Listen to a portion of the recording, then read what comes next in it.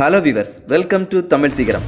கடல் தாண்டி சென்று ஒரு நாட்டையே கைப்பற்றிய முதல் மன்னன், உலகின் முதல் யானைப்படை, தனக்கென தனி இராணுவம், உலகின் 8வது அதிசயமான தஞ்சை பெருவுடையார் கோயிலுன்னு பல புகழ்களை கொண்ட ராஜராஜ சோழன் பற்றிய வரலாற்றை தான் இந்த வீடியோவில் நாம் பார்க்க போகிறோம்.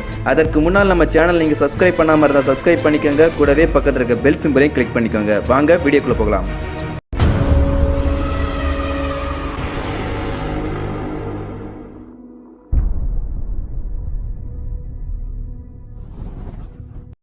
சங்க காலத்தில் தமிழகத்தில் ஆதிக்கம் செலுத்திய சோழர்களின் ஆட்சி கிபி 3ஆம் நூற்றாண்டிற்கு பின்பு களப்பிரியர்கள் வருகையால் இருந்த இடம் தெரியாமல் மறைந்து போனது.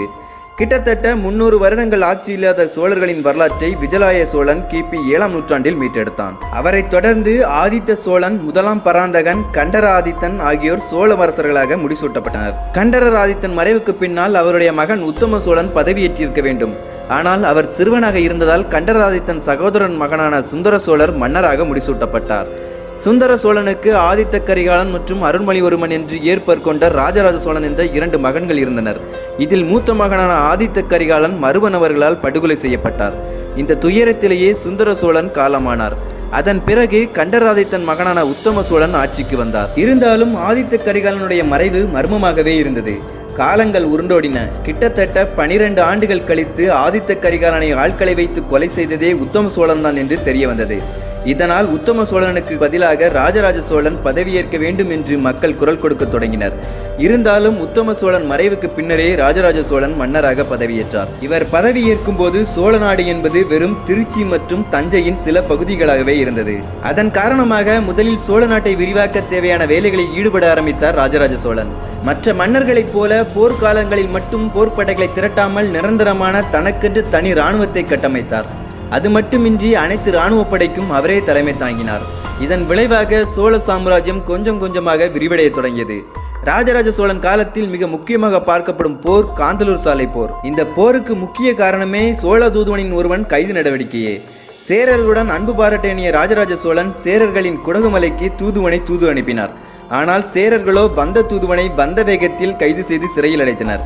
இதனால் ராஜராஜ சோழனின் கடுங்கோபத்திற்கு ஆளானார்கள் சேரர்கள். விளைவு போர் மூண்டது.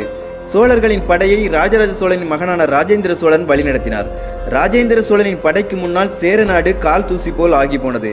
இதன் விளைவாக சேரர்களின் நிலமான கேரளா சோழர்களின் வசம் வந்தது. அதனைத் தொடர்ந்து களப்பிரர்களின் கட்டுப்பாட்டில் இருந்த கர்நாடகாவையும் ஆந்திராவின் பல பகுதிகளையும் கைப்பற்றியது ராஜராஜ சோழனின் படை. அதன் பிறகு ராஜராஜ சோழனின் பார்வை கடல் தாண்டி இருந்த இலங்கையின் மீது விழுந்தது. இலங்கை முழுவதையும் கைப்பற்றுவதற்கான தர்க்க சமயத்தை எதிர்பார்த்து காத்திருந்தார் ராஜராஜ சோழன். ராஜராஜ சோழனின் காத்திருப்புக்கு பலனாக இலங்கையை ஆண்டு வந்த 5ஆம் மகிந்தன் ஆட்சியில் திடீரென இராணுவ புரட்சி ஏற்பட்டது. இந்த வாய்ப்பை பயன்படுத்தி இலங்கையை கைப்பற்ற தன்னுடைய பலம் வாய்ந்த கப்பற்படையுடன் இலங்கையை நோக்கி புறப்பட்டான் ராஜராஜ சோழன். இந்த முறையும் ராஜராஜ சோழனின் மகனான ராஜேந்திர சோழனே படைக்கு தலைமை தாங்கினார். இலங்கையில் சோழர்கள் கால் பதித்ததுமே எதிரியின் படைகள் தெரித்து ஓட துவங்கின. இதனால் இலங்கையின் அனுராதபுரம் சோழர்களின் வசம் வந்தது. ஆனால் ராஜராஜ சோழனுக்கோ இந்த ஒரு இடத்தை மட்டும் வெற்றி பெற்று திரும்புவதற்கு மனமில்லை. இதனால் இலங்கையின் பிற பகுதிகளையும் ஆண்ட மன்னர்களையும் அடித்து தும்சம் செய்து இலங்கையின் 8 திசைகளிலும் சோழர்களின் புலிக்கொடியை பறக்கவிட்டார் ராஜராஜ சோழன். ராஜராஜ சோழனின் காலத்தின் கடைசி போராக மாலத்தீவுகளுக்கு எதிரான போர் அமைந்தது. அந்த போர் கிபி 1013ஆம் ஆண்டு நடைபெற்றது. பல்லவர்களின் காஞ்சிபுரத்தை கைப்பற்றும் போது அவர்களால் கட்டப்பட்ட கைலாசநாதர் கோவிலை பார்த்து வியந்து போனார் ராஜராஜ சோழன். இதனால் கலையில் அதிகம் ஈடுபாடு கொண்ட ராஜராஜ சோழன் அனைவரும் வியக்கும் வண்ணம் தஞ்சையில் தஞ்சை பெருவுடையார் கோயிலை கட்டத் துவங்கினார்.